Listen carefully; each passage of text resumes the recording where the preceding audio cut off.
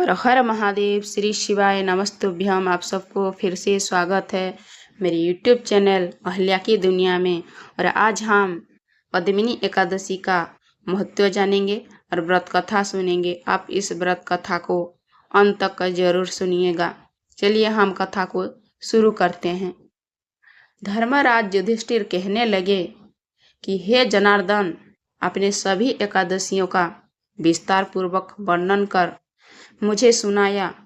अंत आप कृपा करके मुझे अधिक मास के शुक्ला पक्ष की एकादशी का क्या नाम है तथा उसकी विधि क्या है, इन सब के बारे में बताइए। श्री भगवान बोले, हे राजन, अधिक मास में शुक्ला पक्ष में जो एकादशी आती है वो पद्मिनी एकादशी कहलाती है।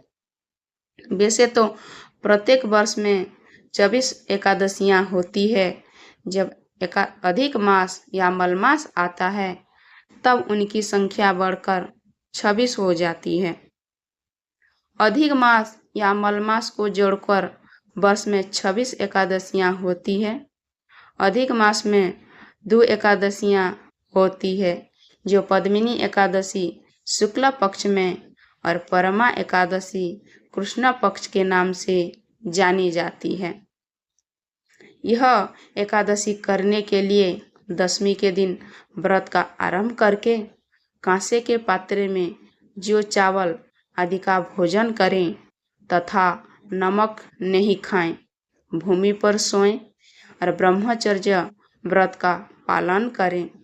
एकादशी के दिन ब्रह्म मुहूर्त में स्वच्छ आदि से निवृत्त होकर दंत धावन करें और जल के 12 कुल्ले करके शुद्ध हो जाएं।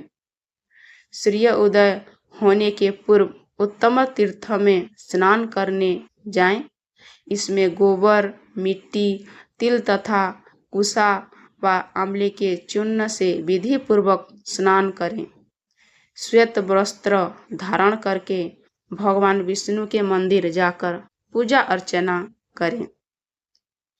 भगवान कृष्ण बोले, पुरुषोत्तम मास में अनेक पुण्यों को देने वाली एकादशी का नाम पद्मिनी है। इसका व्रत करने पर मनुष्य कृति प्राप्त करके वैकुंठ को जाता है, जो मनुष्य के लिए भी दुर्लभ है। हे राजन, ध्यान पूर्वक इस कथा को सुनो। हे मुनिवर, पूर्व काल में त्रेता युग में हेयक नामक राजा के वंश में कृतविय नाम का राजा महर्षमती पुरी में राज्य करता था। उस राजा की 1000 परम प्रिय स्त्रियां थी, परंतु उनमें से किसी को भी पुत्र नहीं था जो कि उनके राज्यभार को संभाल सके। देवता, पितृ, सिद्ध तथा उनके चिकित्सकों आदि से राजा ने पुत्र प्राप्ति के लिए काफी प्रयत्न किए, लेकिन सब असफल रहा। तब राजा ने तपस्या करने का निश्चय किया। महाराज के साथ उनकी परम प्रिया रानी, जो इक्ष्वाकु वंश में उत्पन्न हुए राजा हरिश्चंद्र की पद्मिनी नाम वाली कन्या थी, राजा के साथ वन में जाने को तैयार हो गई। दोनों अपने मंत्री को राज्यभार सौंपकर राजसी वेश त्याग कर गर्धमार्दन पर्वत पर तपस्या करने चली गई। राजा ने उस पर्वत पर 10,000 वर्ष तक तप किया, परंतु फिर भी पुत्र प्राप्ति नहीं हुई।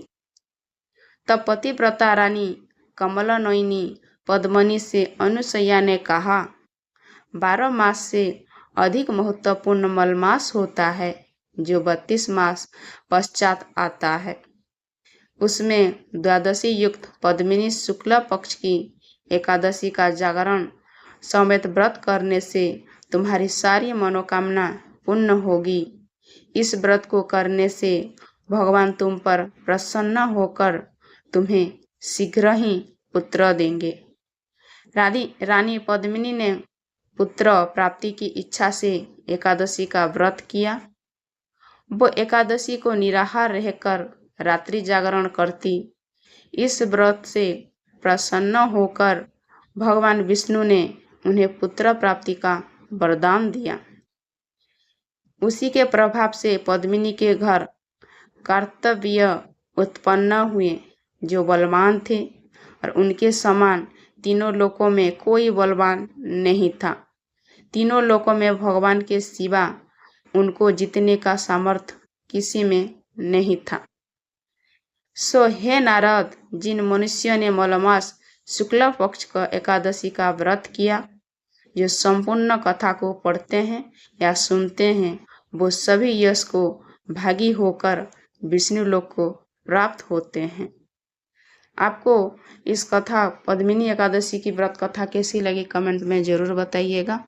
और पहली बार चैनल पर आए तो चैनल को सब्सक्राइब कर दीजिए, और वीडियो अच्छा लगता तो एक लाइक ज़रूर कर दीजिए, क्योंकि आपकी एक लाइक से हम मोटिवेट होते हैं। चलिए।